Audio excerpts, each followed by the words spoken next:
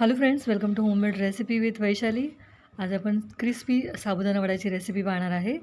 साबुदाणा रात्री स्वच्छ धुवून आपण भिजत ठेवला होता. भिजवताना आपण थोडंसं त्याच्यामध्ये पाणी ठेवायचं आहे, म्हणजे हा साबुदाणा छान सॉफ्ट भिजून तयार होईल. साबुदाणा आपल्याला एकदम परफेक्ट भिजून तयार झालेला आहे, तुम्ही पाहू शकता. थोडंसं आपण हा मोकळा करून घ्यायचा आहे. त्यानंतर आपण याच्यामध्ये आवडीनुसार तिखट ॲड करायचं. मी इथे हिरवी मिरची बारीक कट करून घेतलेली आहे. तुम्ही मिरची मिक्सरला वाटून घेतलीत तरी चालेल. त्यानंतर मी इथे थोडंसं जिरं ॲड केलेलं आहे, अर्धा छोटा चमचा.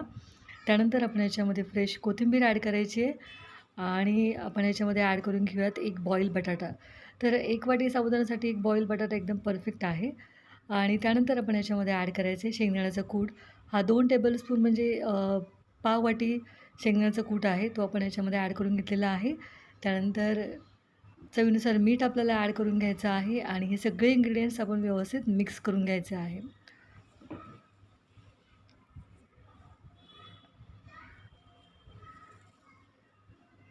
तर फ्रेंड्स, आपलं हे वड्यांचं मिक्सचर एकदम परफेक्ट तयार झालेलं आहे. तुम्ही पाहू शकता, आपण थोडेसे याचे वडे तयार केलं तर छान बाइंड पण होतं आहे. वडा व्यवस्थित तयार होतो आहे.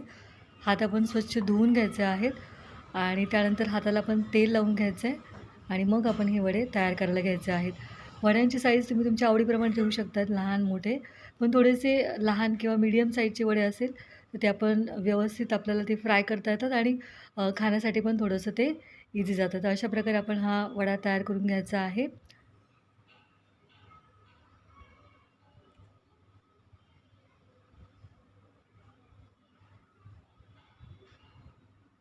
खूप जास्त जाड पण नाही, खूप जास्त पातळ पण नाही. तुम्ही पाहू शकता आपले वडा एकदम परफेक्ट तयार झालेला आहे आणि सगळे वडे मी असे तयार करून घेतलेले आहे. गॅसवरती ठेवलेलं तेल पण आपलं गरम झालेलं आहे.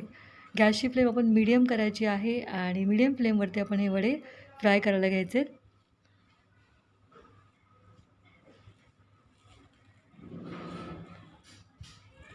आणि एक 1-2 मिनटं आपण ह्या वड्यांना व्यवस्थित तेलामध्ये सेट होऊन द्यायचे.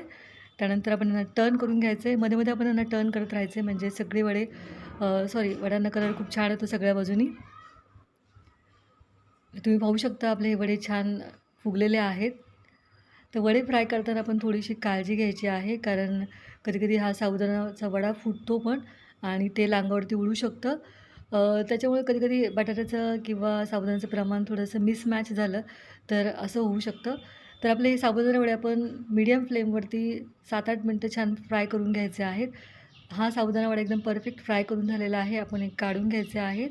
तर फ्रेंड्स, तुम्ही पाहू शकता हे सगळे साबुदाणे वडे मी असेच फ्राय करून घेतलेले आहेत.